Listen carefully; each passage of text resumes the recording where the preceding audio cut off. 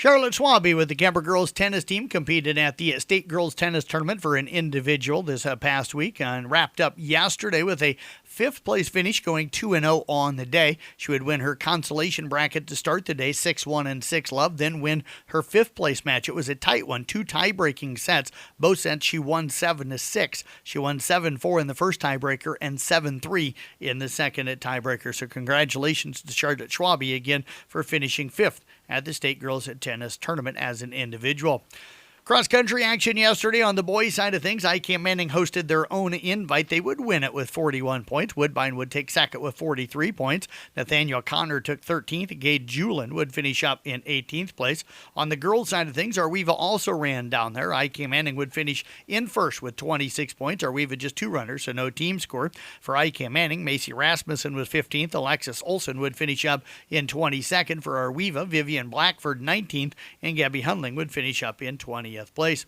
We move over now to volleyball action. Carroll fell to Bondurant for our 25-21, 25-23, and at 26-24. And Aaliyah Ayala had 4 kills to go with 11 digs and 4 aces. Peyton Moore would finish up with 19 assists to go with 5 digs. Audubon fell to AHSD Avoca Walnut 25-23, 22-25, 25-16, 24-26, and 15-10. Riley Miller had 2 kills to go with 5 digs. It was also Michaela Zuninga with 2 assists to go with 3 digs. Glidden Ralston falls to Exira Kimball 3-0, 25-15, 25-18, and 25-19. For the Spartans last night, Jalen Peterson had 20 kills to go with 2 blocks and 4 digs. Brooklyn Brabham added a kill and 3 digs. For Glidden Ralston last night, Allie Sommerfeld had 2 kills to go with a dig. It was also Anna Steinkamp with 4 digs and an ace. It was Coonabit Bayard defeating Peyton Chardin on the road 3-0, 25-6, 25-19, and 25-6. For the Crusaders last night, Amelia Cook had 31 assists to go with 9 digs. Those 31 assists put her over 1,000 for her career. She's just a sophomore.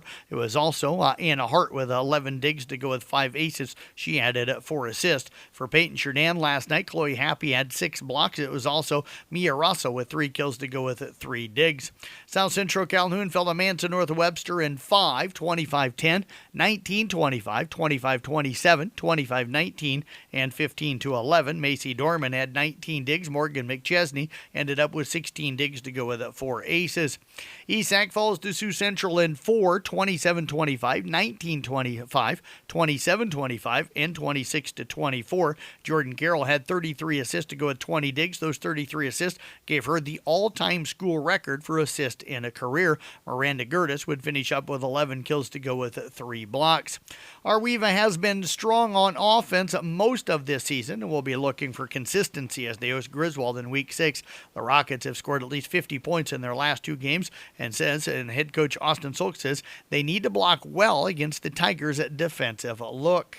They're going to run a 4-man front with their defensive front with the 2 middle linebackers. And we got to be able to sustain those middle linebackers. We've done it well at times, and there's other times we haven't. So, getting on those middle linebackers and sustaining blocks, and then, we got to steal the point of attack. If we're able to loop out in space and steal that defensive end in their 4-man front, it puts us in good shape to get our athletes out in space. He says Tyson Von Gahn and Westentoft have done a nice job leading the offensive line as seniors. A win keeps Arweva in the hunt for a second-place district finish. Audubon picked up a massive win over ranked Fremont Mills program last week. This week marks their most formidable challenge of the year up to this point, and the Wheelers head coach Sean Burke says it's the exact type of game that they needed. I think so. I think, I've told many people since then, our coaching staff, I think the theme of the weekend was we needed that.